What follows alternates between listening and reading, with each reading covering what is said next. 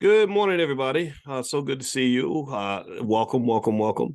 Let me see who's in here. Okay, I see Akila and Brian and Darian and Lillian. I see you. I see Marquetta, Michael Wilson. Let's see here. Terrell Griffin. Good to see everybody. So good to see you this morning.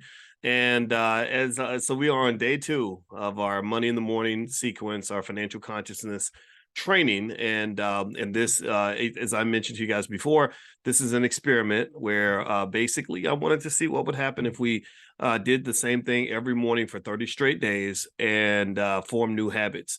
And it's so funny, just this morning I was listening to an interview with a guy who wrote a book called Atomic Habits, and he was talking about great people and just how they form their habits and ways to kind of get on a good path, especially now, given that the new year's starting, everybody's kind of excited about what they want to do for the year. And a couple things that come to mind. I'm trying to remember what he said in a way that maybe it'll help some of you, or hopefully all of you, is he mentioned that that your environment plays a big part in things, right? Like he said that if you are around people that are achieving at a level that you want to achieve or who embody the same values that you embody, you're far more likely to just sort of follow to rise to a certain level because it's going to fit in. It's going to help you fit into that group. So he was saying that you should be very conscious of the people that you hang around and what they're interested in and what their level of performance is, because that makes it easier for you to elevate. And what else did he say? He talked about getting back on track and having a process to get back on track when you fall off of your habits. He talked about accountability partners, how important that is.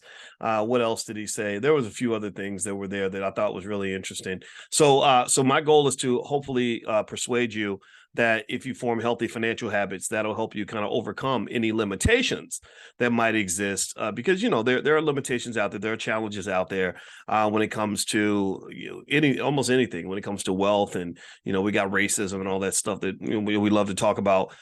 Things we can't do. I'd like to also talk about things that we can do. Okay. All right. So let's hop in and let's just jump right in. Now, I mentioned to you guys before that the goal of each lesson is not to go as long as we did the first day. The first day was kind of a jump off day.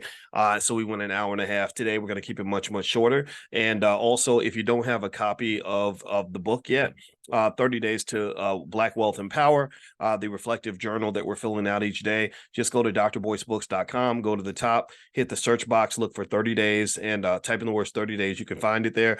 Also, if you're interested in things that relate to money mindset, financial consciousness, you want to go deeper, my wife, Dr. Alicia, is the head of our Black Financial Therapy department in the Black Business School, and she has books on the website as well. So if you go there and type in Alicia, you can see her workbook on financial anxiety. She has workbooks on other things too as well. So feel free to take a look at that. All right. So today's reflection, and I'm going to share my screen here so you can see it. Good morning, Sheila. I see you in there, and Denise and DeMarcus and Anissa. Today's reflection is this. Let me pull this up on the screen so we can talk about it and sort of fill out our journal. And by the way, if you want to see the recordings for the classes that you might have missed or from yesterday's class, if you go to drboyceelevate.com, that's drboyceelevate.com, that's where all the recordings are stored. And so if you want to go get those, there's a small fee, but you can certainly have that. It's yours for life. You can share it with your whole family, all that good stuff. All right. So the day two reflection is this. I want you to name two things that you're going to start doing right now to be a better investor and planner for your future. And so I want you to sort of do a detailed reflection inside the book, and you can write this out. And what I'm going to do is allow you in your own time to fill out that part of the reflection. And what I want to encourage you to do is not overthink it. Don't make it hard on yourself. Don't weigh yourself down, feeling like you have to come up with a million things. Maybe pick like the top three. One of the things that I do with my team is we have what we call quarterly rocks. The reason we have quarterly rocks is because we don't want to try to do everything all at once. It becomes very draining to try to solve all the world's problems at the same time. So instead, this came from a book called Traction. I had my whole team read a book called Traction. And in the book, they said that they said, if you think about a glass and you imagine filling up the glass with rocks and sand, if let's say you fill it halfway up with sand. Sand is like the little things in your life, the little tiny pebbles, or little things that distract you. And then the rocks are like the big things. The rocks are your big goals, your big dreams, losing weight, making money, whatever it is you're trying to do. So if you fill the glass up with sand, halfway up with sand, then the sand is going to take up the first half of the glass. So you only have room for maybe one or two rocks, right? You don't have as much room for rocks because half the glass is filled with sand. So what they said you should do instead is fill the glass up with your rocks, put as many rocks in the glass first, and then pour the sand on top of the rocks. And what will happen is that the sand will fit inside the rocks, which is easier than expecting the rocks to fit inside the sand. So what I do is every quarter with my team, I say, what are our top three things? What are our quarterly rocks? And these are the top three things that we're going to work on every single day before we do anything else, no matter what. And then everything else, all the little extra stuff, all the little distractions, phone calls, hanging out with friends, whatever it is that you might want to do personally, can fit in between the big objective. So the question is, what is your big rock? What are the two or three things you're really trying to do at a high level? And you got to make that sort of the top priority every day. That's a process that I kind of go through myself. And I documented a lot of this. If you go to blackkeystogreatness.com, there's some stuff in there. I have a whole life class curriculum that I put together on just achieving goals and working hard and time management and all this stuff. Because somebody had asked me to do it because, that's time management was kind of the secret to me doing a lot of stuff. When I was in college, actually, I was the top student. I was the top Black student on campus, which was very surprising to me because I'd never made good grades in my life. I was always a very bad student in high school because I was kind of bored and the public school system didn't really fit my personality. And but I got to college and I had the highest grade point average. And what was really interesting was it wasn't that hard. I literally ended up, I had two jobs. Because I had to pay child support because I had a baby. I was kind of an active teenager, and also I kind of just did whatever I wanted. I would take extra credit hours. Like I would, instead of taking 15 credit hours, I would take like 21 credit hours or something like that, and I'd be working two jobs, and nobody understood how I could do that much. And then they'd even see me on the basketball court right before a big test.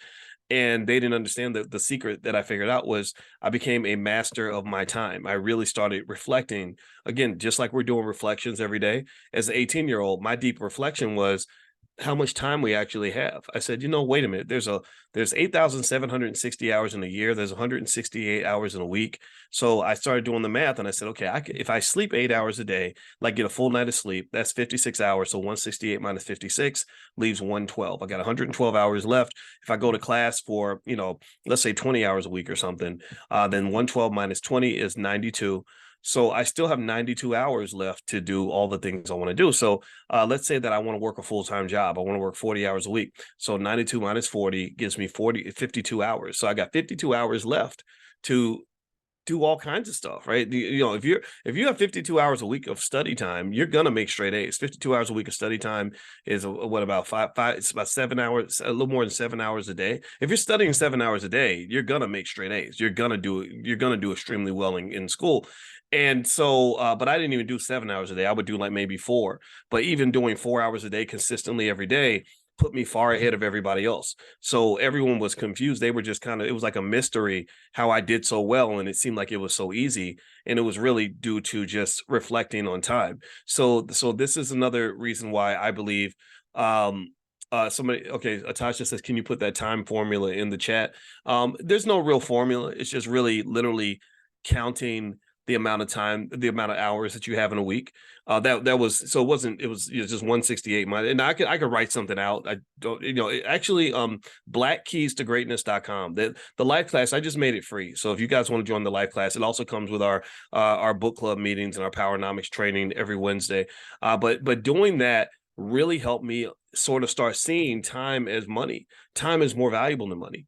Because money kind of disappears and it comes and goes, right? But time, once it's gone, it's just kind of gone forever. And so even back then, I started realizing how that time is actually much more precious than money. And even when I didn't have money, I would say, well, if I've got time, then that's like having money. That's a form of wealth, right? Because a lot of people become very wealthy and they don't have any free time. And it's really bad when you imagine some attorney that's making $500 an hour, but he's working 80 hours a week, but now he's like 55 years old. So he's tired all the time. He can't spend time with his kids. He can't spend time with his wife, and he's got plenty of money, but he doesn't even have time to enjoy his money. Well, people like that start to reflect, like, is this really the trade-off that I actually wanted? I got my dream job, but it doesn't feel like a dream. It feels like a nightmare because now I'm having health problems and my relationships are failing and my kids don't know me and all this other stuff. So that sort of balance, I think, is really important in terms of understanding how money can be a tool for the improvement of your life as opposed to being kind of the be all end all. And actually, I do have a training. If you go to boycewatkins.com, it's called How to Make Money Without Working. And I put that together mainly because that was my own reflection. You know, I've made money. I'm not a poor guy. I've made six figures since I was about 30 years old, 31 years old. I got my first job. I made $115,000 a year at Syracuse, and it's kind of been upward since then. It's been a good journey. And once you get about 40 something, you start thinking about the fact that there's more to life than just trying to make as much money as possible. You start realizing, like, okay, you know what? I want to just be happy, and I want to take a nap, and I want to spend time with my significant other. I want to hang out with my kids, you know, and so I would encourage you to start having those conversations with yourself, whatever stage in life you're in, so that you can have the money, right? You need the money. The money's important, but the time and all these other intangibles are just so much more important than that. So anyway, so let me share the screen again. I'm gonna give you some suggestions now. Let's look at the reflection again, and then let's reflect on the reflection, shall we? How about that?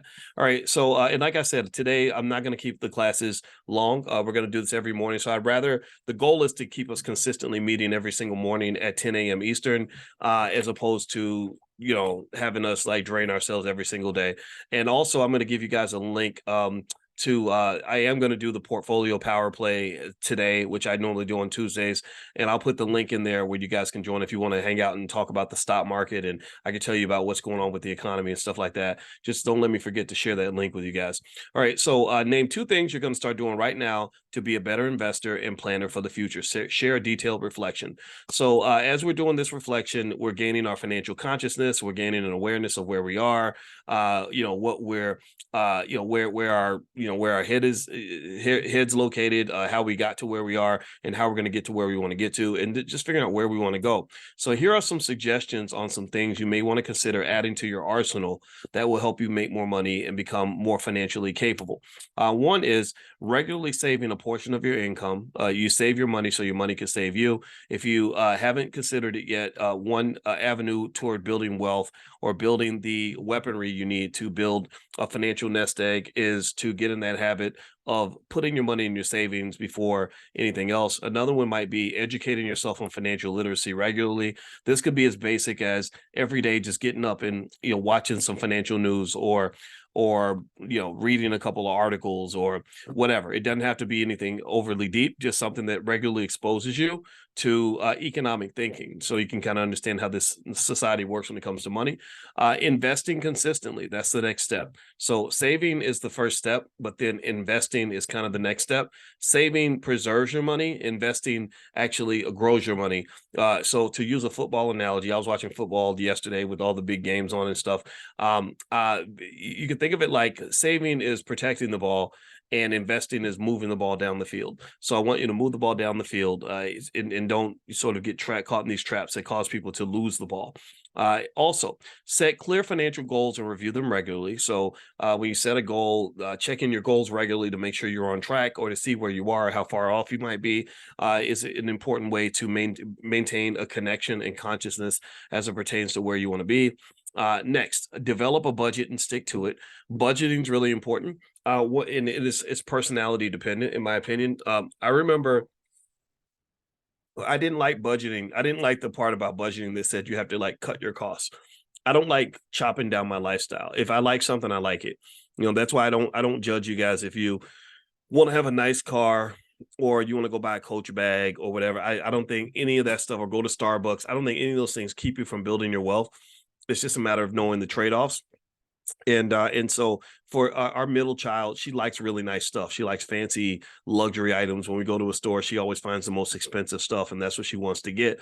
Well, I told her, I said, if you want to have that lifestyle, you're going to have to learn how to make money to match that lifestyle. If you can't make money to match the lifestyle, then that lifestyle is not a fit for you. But nobody can really tell you that you can't or you shouldn't get a Coach purse. Nobody can tell you that you shouldn't have a Mercedes. I want you to have all those things. If those are things that you want, But to get those things, you're going to have to figure out how to make the money to sustain that. Our oldest, he likes really nice cars. He's into cars. So he'll point out, like, some $250,000 Lamborghini on the freeway or something like that. And I flat out told him, I said, regular people with regular jobs can't buy $250,000 cars. It's very hard to buy a $250,000 car when you're making $100,000 a year. I said, but I know a lot of entrepreneurs who have $250,000 cars. So I would encourage you to look into entrepreneurship as a pathway to really accelerate and scale up your income level, so that instead of making $20,000 a month or $10,000 a month, you can, maybe you'll make $100,000 a month, $200,000 a month. If you're making $200,000 a month, it's not a big deal to buy a $250,000 car. But if you're making $8,000 a month, it's gonna break you. All right. So this is why I believe, as a core value, every Black child should learn entrepreneurship by the age of 12, not just to give them an opportunity to really reach their fullest economic potential, but to also protect them in case they can't get a job or can't get, opportunities in the traditional way. Like, you're really talking to a guy who, in academia, because I speak candidly about Black issues, because I'm a Dr. Claude Anderson fan and I'm kind of a radical professor. You're talking to a guy who probably would have a hard time getting a job at most big white universities. White people are afraid of me. They're afraid of an honest man like me who talks about racism in an authentic way. And I understand, I get it, and I don't have any issue with it. I'm not even mad about it, because I don't want their job. I don't care. I don't care that they won't hire me. You couldn't hire me. So because I know what racism looks like, and I'm not interested in tolerating that. But my ability to take that stand is heavily dependent on my ability to remain economically independent and to be an investor, right? So my investments and my assets protect my freedom. In fact, just this morning, my wife and I went to breakfast, and we were sitting there and we were reading about Harvard University. They got this Black president named Claudine Gay, and she was just promoted to the position this year. And what happened is she ran into some conflict with her Jewish alumni over this whole war in the Middle East. And because they didn't feel that she took a strong enough stand to stop people from speaking out on behalf of the Palestinians, they accused her of being anti-Semitic. And so, even though I honestly I didn't see evidence of her being anti-Semitic, she just let her students protest in whatever way they felt was appropriate. Well, anyway, lo and behold, out of the blue, suddenly, she's got 6 allegations of plagiarism that are now hogging up the headlines. Harvard University's president accused of plagiarism by, and my wife and I kind of laughed. We knew it was a witch hunt. We knew what that was, right? You're not doing what they told you to do, so they're gonna now trump up some stuff and come get you. And we were kind of reflecting on it. I said, I know we both, me and my wife, know of 4 Harvard professors that were Black that apparently allegedly reached the pinnacle of their career, but all 4 of them were persecuted. 2 of them were a couple out of Gary, Indiana, where my wife is from, and both of them literally, they were the first Black deans in the history of Harvard University, and they were a husband-wife team, and they fired both of them. Like, they removed both of them from their position because I know it was over politics. I think that the husband got selected to serve on the legal team of Harvey Weinstein, and the feminists felt that him representing Harvey Weinstein was inappropriate. But he said, look, I'm just a lawyer. Everybody deserves a fair trial. Everybody deserves a defense. And but they didn't want to hear that. So they were really treating him in a really terrible way. And eventually they removed him. The 4th one was a Black guy, a really smart guy named Roland Fryer. You should look him up. His name is Roland Fryer. He's super smart. He won the John Bates Clark Medal in economics, which is it's basically the Nobel Prize for people under the age of 40. So when you win the John Bates Clark Medal, that means you're on your way to winning the Nobel Prize. He was a super smart guy out of Texas. I don't know if I aligned with him politically, but fine, whatever. Anyway, so he had this lab. He was a superstar at Harvard. He got tenure. He had this big lab. They gave him millions of dollars. And he was accused by a student of something related to saying something sexually inappropriate in the office or something. And they banned him from campus for 2 years. They took away his lab and kind of just ruined his reputation, ruined his career.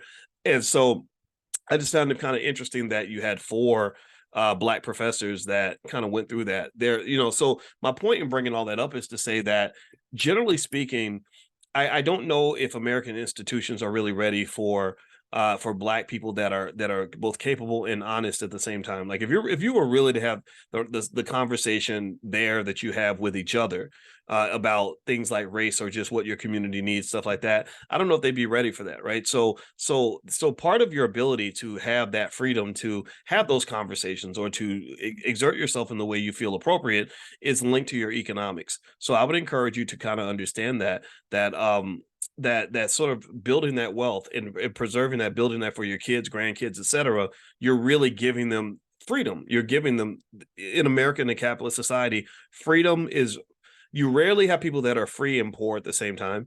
Freedom, but it doesn't mean you have to have money to be free. I'm not saying that's the case. You have to be free of money to be free.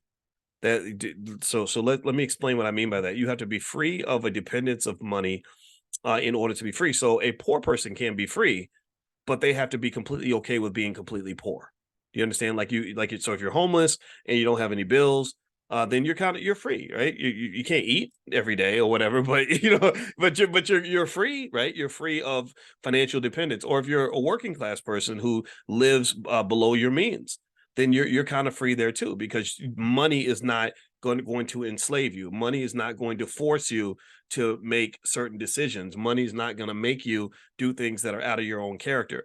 But then I think that another type of freedom that's kind of cool is when you're financially secure and you're free, right? So then you kind of have the best of all worlds. You can have some nice stuff, but then also you have that freedom to walk away from situations that are not comfortable for you, that don't make you happy, that are going to affect your mental and physical health. Okay. So anyway, let me hop back in and go back to this list so we can talk about the reflections. And then what I'm going to do is answer a few of your questions, and then we'll bounce out. And I'll also give you the link. Don't let me forget to give you the link to join us in the Portfolio Power Play, which we're actually going to start at the end of the hour. I guess I'm trying to get the time right. It's 9:20 in Chicago, which is 10:20 Eastern time. So at 11 Eastern, did I say that right? Yeah, 11 Eastern is where we start the Portfolio Power Play. That's right. Sorry, I get the time zones mixed up. All right. Also, another thing you could do is seek professional advice. Maybe sit down with a financial professional, go to your local bank. They tend to have investment advisors there. They can get you involved in different assets that are not terrible. They're not bad.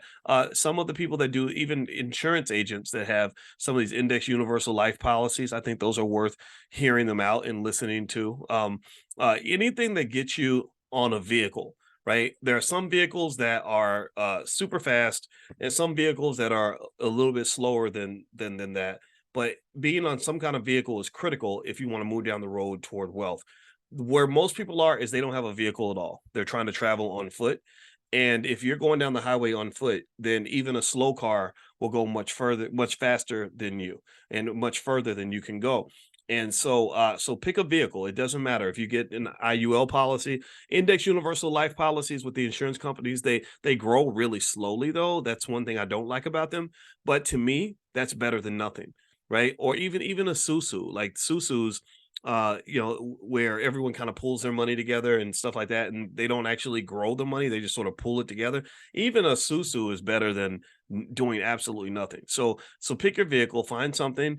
Also, maybe sitting down with a professional that can help you manage your finances. I think that estate planning is really important, especially for those of you that are over the age of, really any age, but definitely over the age of 50.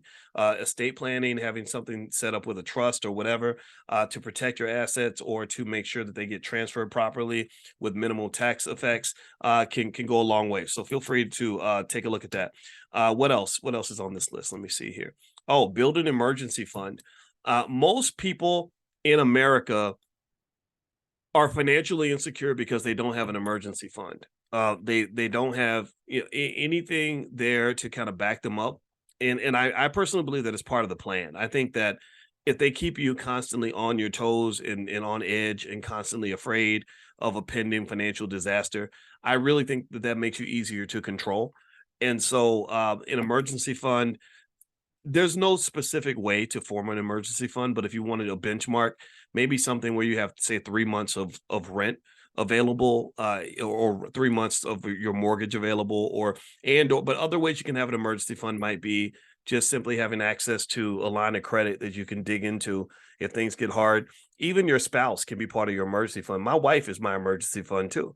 If one of us loses our income, well, the other one has their back.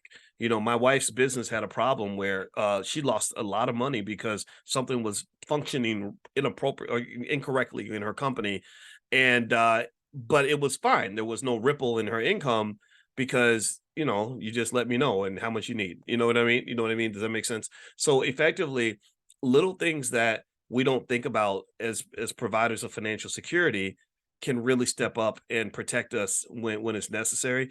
Ideally, when you talk about other human beings providing financial security for each other, I think that the Black family is really such a valuable asset if everybody's sort of on the same page, if everybody's raised to sort of think the same way. So imagine if you have a family where you've got 5 or 6 people, let's say 3 or 4 kids, that are all adults, and then you have the 2 parents. Well, you got a lot of financial security there where that family can literally operate almost like its own bank. If everybody's financially responsible, if everybody is able to generate income, if everybody's reliable, then you have a well-functioning ecosystem there where nobody really has to ever suffer, because if I need money, I can just say, hey, you got $80,000 sitting in your bank account that you're not using. Can I borrow 3,000 to kind of get through a tough month or whatever? And this is something I don't think gets discussed enough. The family really is a powerful economic vehicle if you use it that way. But what's happened in America is that we see family as what they call a luxury item. Economics, we call that a luxury item, where it's like something that you do if you have extra money. So when we talk about the cost of raising children, they talk about it as an expense instead of seeing it as an investment. I believe children are an investment, and my personal testimony is my father investing in me. I wasn't his biological child. He invested in me when I was a kid, and now my father has no financial problems because anything that he needs, I get it for him. Do you understand? And so anybody who sees it just as an expense would have said, why would you waste your time taking care of somebody else's kid when you could be, he was at that time my father came from home from Vietnam, and in Vietnam, there were a lot of tough coping mechanisms that people participated in, and so heroin was one of them. So I'm sure sitting around using heroin and sleeping with a bunch of different women would have been much more fun than coming home every day and taking care of me, this kid that wasn't even his. And so, fortunately for me though, my father saw his time with me and my mother as an investment in what he wanted to be. He wanted to be a father. He wanted to be a husband. He wanted to be a leader, the head of a household. And so by pouring into that investment, that became a part of his retirement plan. He didn't even know it. I explained that to him. Every time he would thank me profusely for, he wanted a truck. I just said, oh, let me get you a truck. Let me just buy it. You don't need to make a car payment on it. We'll just get it. And he's thanking me like, oh my God, this is so nice. I appreciate you doing this. And I'm like, no. This is what reciprocity looks like. This is what a functioning ecosystem is supposed to look like. I pour into you, you pour into me. I invest in you, you invest in me. And I don't know why people don't talk about that enough. Because I think that if we did, we would realize that we've got a lot of wealth around us, a lot of economic potential around us that is completely untapped. Just even the way in Western society, the way we look at marriage as just something where you pick the cutest person you can find and you hope you can get along with them and you hope that the sex is good or whatever people are thinking about when it comes to marriage. No, it's also a part of your security, because if you look at most conversations that are had in media about how hard it is for people to pay rent, how hard it is for people to get by, how hard it is for people to survive in an inflationary environment, they always make one assumption in every single study. They make the assumption that you're doing it all by yourself. That's the they always do. They say it's really impossible for a person who makes this much money to pay rent in such and such a city. It's crazy, right? And I'm sitting there thinking, well, economics is a team sport. It's best played as a team. And if you're a team, then it's not hard to win a game as a team. But if you're playing it if you're playing a team sport as an individual, then yeah, it's going to be extremely difficult. So I would encourage you to be creative in your thinking. I'm not saying everybody needs to run off and get married. Marriage marriage in a way, it's a lot like running a business in the sense that, when you talk about entrepreneurship as a way to make extra money, a lot of people forget that entrepreneurship takes a lot of work. Um, they also forget that entrepreneurship can become very complicated. Running a business means managing people and processes and everything else, right? And in fact, actually, again, that's why I encourage you, if you haven't taken a look at that training, How to Make Money Without Working, it's on my website, boycewatkins.com. You may want to take a look at that, because that was literally my thought process. Was when I started digging into things like selling stock options, I said, this is interesting. I have just as high of an ROI doing this as I have with my businesses and also with real estate. The difference is I don't have to deal with a whole lot of people, a whole lot of crazy personalities. I don't have to deal with a lot of the uncertainties. I don't have to deal with a lot of the labor that comes running a business. It does take work, right? Doing real estate, there's paperwork everywhere and administrative stuff, and they're like, well, do you have the document that shows proof of this and proof of that? And I'm like, I don't know, I can't keep up with documents like that. I do, but I can't. That's why I hire people. And so ultimately, making money is important, but also how you make your money is extremely important, and that's often overlooked. People think that making more money is always better, but if you're not making money the right way, then you're not going to be happy, and that's going to be very stressful for you. So I don't just want you to make more money. I want you to think about how you make your money. And then also, when you talk about financial security, I don't want you to think of financial security as simply having enough money for you to pay for everything yourself. There are so many different ways you can achieve financial security without having to be a wealthy person. Okay. And so utilizing all your assets, meaning your time. We talked about how important time is as an asset. Relationships, huge asset, hugely overlooked. Hugely overlooked. We just talked about that. So there's a lot of other areas too. So what I'm going to do is, so I shared with you what the reflection is for today. Two things that you're going to start doing right now to become a better investor and planner for your future. I gave you some suggestions on some things you may want to consider. You can name whatever you want. When you fill this out, and again, if you don't have a copy of the book yet, just go to drboycebooks.com, search for the word 30 days at the top. You can get the reflective journal here. Once we're done filling out the reflection for every single day, you'll have greater economic consciousness. You'll also have a plan that you can carry into 2024 and beyond that's going to get you where you want to get to. All right, so let me grab that link. And put your questions in the Q&A section. What I'm going to do is I'm going to answer about 10 questions, and we're going to meet tomorrow morning. So if you don't get your question answered today, that's all right, because we're going to be back again tomorrow, because we're doing this every single day for 30 days. So I'm going to actually keep it short so that I don't drain you between now and then. All right, so let me share this link with you to join the Portfolio Power Play. This is where we're going to talk about stock markets and stuff, and really we just have like a broad economic discussion, that I hope will benefit you. So let me send this to you. So here's the link to the Zoom for that. So if you want to join us for that we're going to literally do that in 30 minutes. So you can hop on in and hang out with us there. All right, so let's see questions here. Can I learn the text alert for your options? Thank you. Yeah. So, Rachel, whenever we meet for Prime class, I do send out a text, and the text the word options to 89748. And now the thing is, though, to get into the Prime class, you have to be a member of the Prime class, which you can sign up for at drboyceprime.com.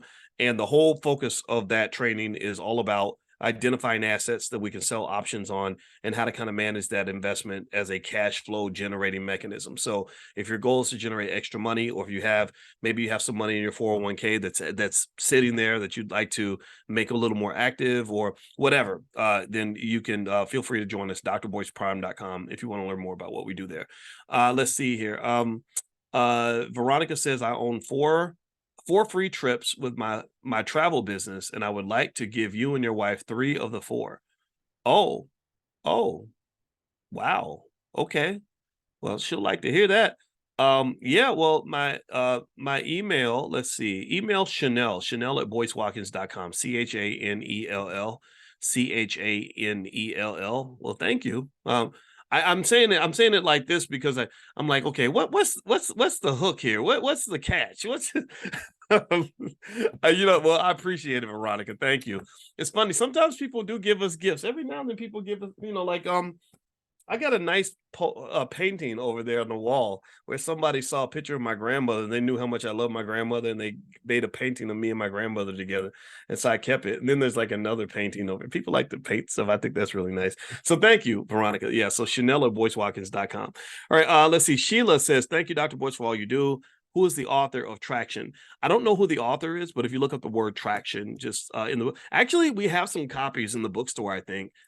If you go to drboycebooks.com, search for the word Traction, I think there might be some copies in there because we did something called the 48-hour business school. And when we did that project 3-4 years ago, we bought a bunch of copies of Traction for the students. So we had a few left over. So you can actually buy it there. What is ROI? ROI is return on investment. That is basically the amount of money you make divided by the amount that you had to invest in order to make that money. So if I make $100, and I invested $1,000 in order to make the 100, then my ROI would be 100 divided by 1,000, which would be 10%. So ROI is important, and the reason I like to sell stock options is because the ROI is good if you can manage the risk that comes with it, and it's a good way to generate cash flow at a level that exceeds real estate. Actually, it's better than my real estate investments, and it also allows you to do that without working. So that's why that's the term, how to make money without working. So that's not a false claim. It's 100% true. So feel free to go to BoyceWatkins.com if you'd like to see that. Let's see. What are your thoughts on the Webull app? Asked Marie. I like the Webull app. I think it's good. It has a good reputation. I don't see anything wrong with it. Okay, so let's see here. Akila says, purchased a stock option class a few days ago. Looking forward to starting it today. Can this replace my income? My position was eliminated. You know what? I can't make necessarily a promise, and I can't say that anything in here is investment advice. But what we do in the Prime program is basically I show you what I'm doing, right? So that means if that we both have skin in the game, right? So if it doesn't work, then I'm right there with you. Now the thing is that last year was really a great year for the stock market in general. So what happened was 2022 was a tough year. 2023 was a great year. 2024, I don't know what kind of year it's going to be. So one of the biggest things that I talk about when before we even talk about investing in anything is make sure you know what you're getting into, because it's very rare when you have an investment that generates significant income that does not come along with some type of risk. And you have to make sure you know what that risk is and that you're okay with that. And if you're not okay with it, then you have ways to manage the risk. With risk, you can either grin and bear it, just deal with it. You can walk away from it, not participate, or you can manage the risk, right? You get extra security, extra insurance, you protect yourself. But protection costs money, insurance costs money, right? So so there's different ways to kind of look at it, and that's kind of what we talk about in stock options class and stuff like that. All right, so let's see, a couple more questions. Camara says, I'm 25. Good for you. And I own a natural hair care line. I would love to send you and your wife some products. No catch. Okay. Well, yeah. Well, Chanel, CHANELL at BoyceWatkins.com. Chanel is one of my right-hand people. So Chanel, she would normally be in class. She just can't because she's got to spend time with the kids. But she is a person that will get it to me. And I wish you good luck with your hair care line. I was just talking to a couple of guys that are both 20 years old and they're college students. And we were talking about investing in business and just the stuff that I do and everything. And I just really think the most fun a person can have in their 20s is to like start something awesome with your friends and just have fun with it. Like don't think of it as just the money. The money's not the only prize when it comes to venturing on your own and creating something new. That's part of it, right? But but there's so many wonderful things that happen before the money gets there. And in fact, some people even ones that become millionaires, they reminisce on how much fun they had running their business before it became all about the money. When you're running a business that's where you're having multi-million-dollar conversations, those conversations get real serious. You have to make hard choices. You lose friendships because, you're like, okay, I like you as my friend, but being your friend right now might cost me $2 million. So I can't be your friend anymore.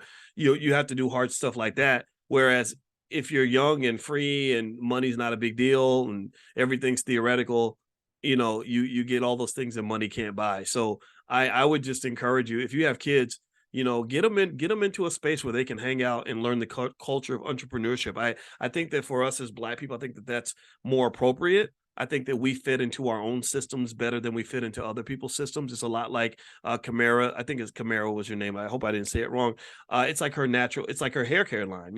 Black hair ain't like nobody else's hair, right? So she would not be able to thrive if she, say, went to go work at, I don't know, Revlon or some white owned company. I think that she thrives best when she is in her own space where she's making the rules and her friends are making the rules, right? And we're shaping the culture, right? This is how you get power. You get power by establishing things that are yours. It's like, you know what it is? It's really interesting now that I'm thinking about it.